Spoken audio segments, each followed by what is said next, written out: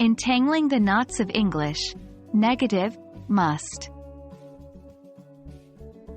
Hello, English learners. Welcome back to our series, Untangling the Knots of English. In today's video, we're going to tackle an interesting aspect of modal verbs, specifically, the negative forms of the word must.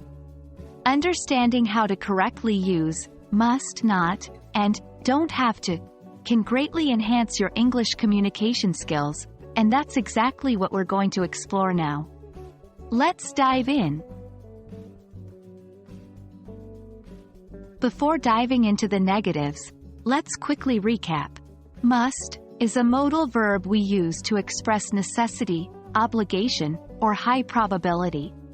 For example, you must wear a seatbelt when you're driving. Here, must is used to express a rule or obligation. Now, when we want to express prohibition or a strong recommendation against something, we use must not, or its contracted form, mustn't. For example, you must not drink and drive, or you mustn't ignore the traffic signals. Here, must not indicates something that is not allowed or recommended.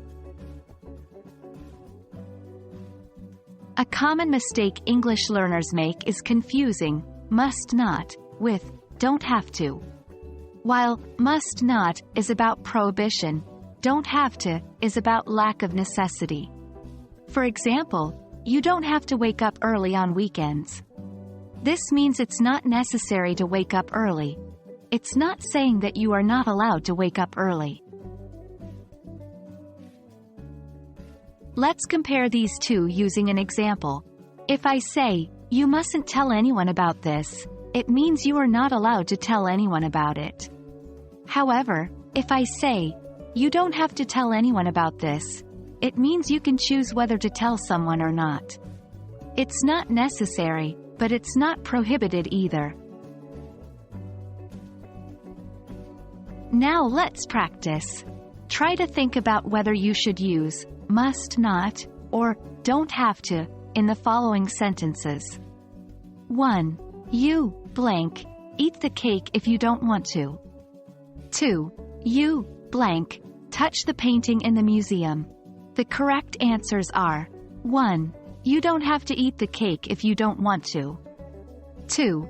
You mustn't touch the painting in the museum. There you have it. That's the difference between must not and don't have to. By mastering these expressions, you can effectively express prohibition and lack of necessity, two key nuances in English. As always, keep practicing, because the more you do, the easier it becomes.